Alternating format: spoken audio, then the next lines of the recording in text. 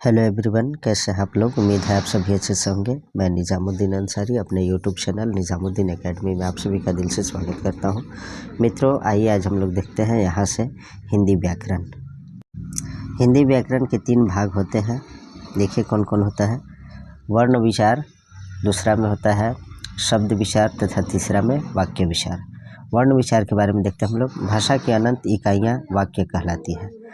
आगे देखिए, भाषा की छोटी से छोटी ध्वनि को अक्षर कहते हैं।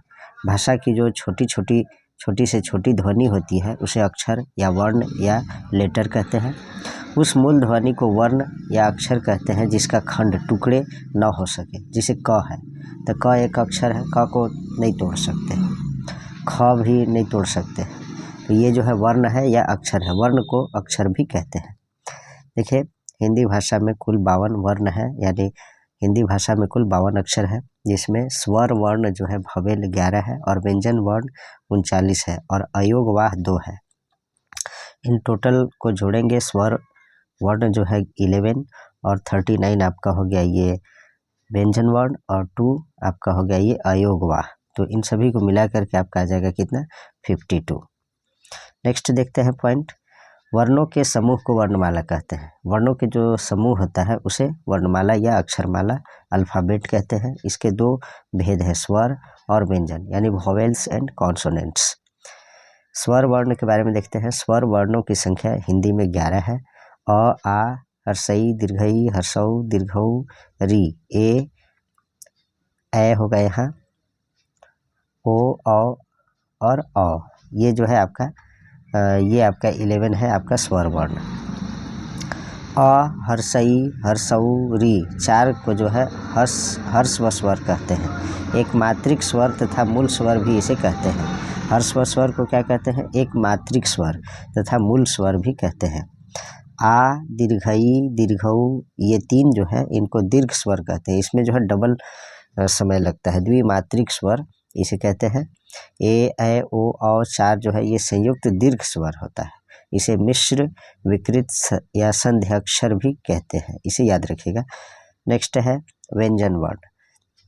ऐसे वर्ण जिनका उच्चारण स्वरों की सहायता से होता है व्यंजन वर्ण कहलाता है। जैसे क लिखना है तो क किससे है, तो क हलंत जोड़ अ, ये जो है इस तरह से टूटेगा और अ के बिना जो है क बोलेंगे तो अ बोलना ही पड़ेगा। तो इस तरह से जो है ऐसे वर्ण जिनका उच्चारण स्वरों की सहायता से यानी वोवेल्स की सहायता से होता है व्यंजन वर्ण कहलाते हैं।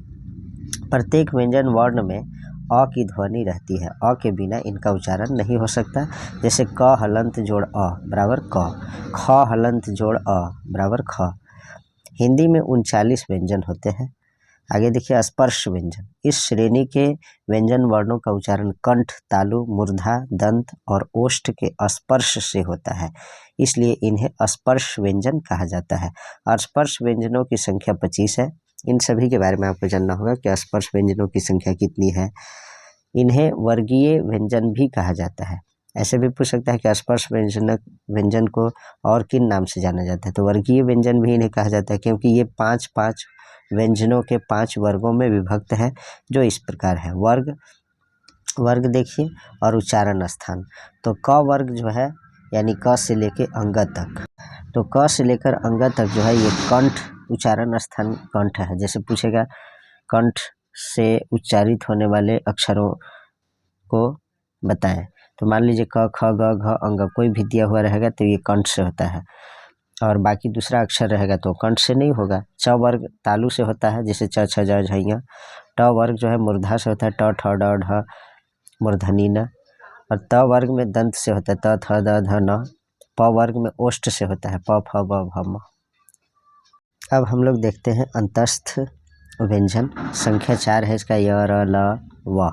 ये जो है अंतस्थ व्यंजन कहलाते हैं। उष्म व्यंजन संख्या 4 है इसका, तालब श, तालव्य श, मूर्धन श, दंत श, ह। इसमें जो है उष्म व्यंजन, उष्मा निकलता है मुंह से। आवाज़ उच्चारित करते समय जो है इन वर्णों को उच्चारित करते समय मुख से जो है ध्वनि के साथ उष्मा निकलता है, इसलिए इसे उष्म व्यंजन कहते हैं।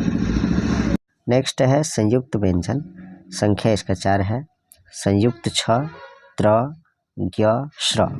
अब इसमें क्या है कि संयुक्त व्यंजन इन्हें क्यों कहा जाता है। तो जैसे मान लो त्र है, तो त्र में त हलंत जोड़ र, इन त और र से मिलकर के त्र बना है। इसी तरह ये भी संख्या, ये भी जो वर्ण है तो इन्हें जो है संयुक्त व्यंजन कहा जाता है। द्विगुण व्यंजन संख्या ड़ और ढ़ को कहते हैं। ये जो है द्विगुण व्यंजन कहलाते हैं। और संख्या 2 है ड़ और ढ़। अनुस्वार और विसर्ग अयोगवाह हैं। इनका प्रयोग स्वर और व्यंजन दोनों के साथ होता है। नेक्स्ट देखते हैं पॉइंट, वर्णों का उच्चारण स्थान। मुख जो है माउथ जिसको कहते हैं, मुख के 6 भाग हैं। इन्हीं 6 भागों से वर्णों का उच्चारण होता है, जिन्हें उच्चारण स्थान कहते हैं। ये स्थान है पहला कंठ, दूसरा तालु, तीसरा मूर्धा, चौथा दांत यानी दंत, और 5वां ओठ है, ओष्ठ जिसे बोलते हैं, 6ठा नाक। विभिन्न स्थानों से उच्चारित होने वाले वर्ण के बारे में देखते हैं। कंठ से जो होता है उच्चारित अ, आ, क, ख, ग, घ, ड़, क वर्ग इसमें आ गया, और ह हो गया, और विसर्ग हो गया। ये कंठ से जो है उच्चारित होता है। तालव्य से हर्षई, दीर्घई, च, छ, ज, झ, य, च वर्ग और य और तालव स इसके अंतर्गत आते हैं। मूर्धन्य देखते हैं। री जो है मूर्धन्य, उच्चारण स्थान मूर्धन्य है। ट, ठ, ड, ढ मूर्धनी न, ट वर्ग इसमें आ गया, ल और स, ये जो है मूर्धन्य, इसका उच्चारण स्थान है। दंत्य, दांत से उच्चारित होने वाले, त, थ, द, ध, न, ये त वर्ग हो गया, और ल और स, ये भी जो है दांत जो है इसमें उच्चारण स्थान में आता है। ओष्ठ्य देखते हैं। उ, प, फ, ब, भ, म, प वर्ग, और जो हर्षऊ दीर्घऊ है ये ओष्ठ्य से आते हैं। नाक से ये जो है अंग, य मूर्धनी न, और ये जो है म, ये सभी नाक से उच्चारित होते हैं।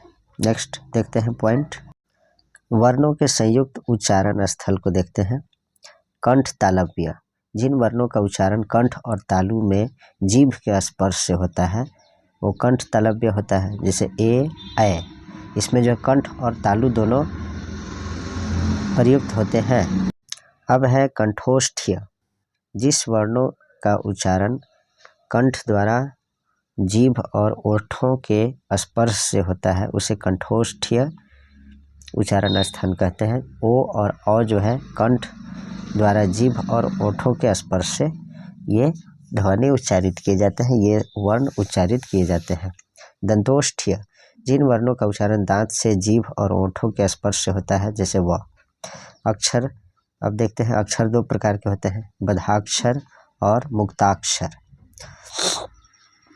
बधाक्षर जिसकी अंतिम ध्वनि व्यंजन हो, जैसे आप, नाम, ये बधाक्षर कहलाते हैं। मुक्ताक्षर किसको कहते हैं देखिएगा, जिसकी अंतिम ध्वनि स्वर हो, जैसे गो, रे बोल रहे तो ए आ रहा है, गो तो ओ आ रहा है, खा तो आ रहा है लास्ट में आदि। शुभ और अशुभ अक्षर, अक्षरों को शुभ और अशुभ भी माना गया है। शुभ अक्षर किनको कहते हैं, इनकी संख्या 15 है, इसे याद रखिएगा। क, ख, ग, घ, क, ख, ग, छ, छ, ज, ड, द, ध, न, तालव्य श, मूर्धन्य संयुक्त छ। अशुभ अक्षर इनकी संख्या 19 है। अंग, झ, ञ, ट, ठ, ढ मूर्धनी न, त, थ, प, फ, ब, भ, म, र, ल, व मूर्धन स, ह, इनको जो है अशुभ अक्षर कहते हैं। अशुभ अक्षरों में 5 अक्षरों को विशेष कुप्रभाव के कारण दधाक्षर भी कहा जाता है, जैसे हो गया झ, ह, र, भ, प। अब यहाँ से हम लोग वस्तुनिष्ठ प्रश्न को देखेंगे। वर्णमाला कहते हैं या अक्षरमाला कहते हैं किसको, तो वर्णों के व्यवस्थित समूह को जो है अक्षरमाला या वर्णमाला या अल्फ़ाबेट कहते हैं। वर्ण का अर्थ होता है अक्षर। क्वेश्चन नंबर 2 देखिए, स्थान के आधार पर बताइए कि मूर्धन्य व्यंजन कौन से हैं, तो इसका आंसर है ड और ढ। नेक्स्ट है, निम्न में से अल्प प्राण वर्ण कौन है, तो इसका जो सही आंसर है वह है आपका क और ग। अल्प प्राण है, अल्प प्राण और महाप्राण होते हैं, इसके बारे में मैं नेक्स्ट वीडियो में बताऊंगा।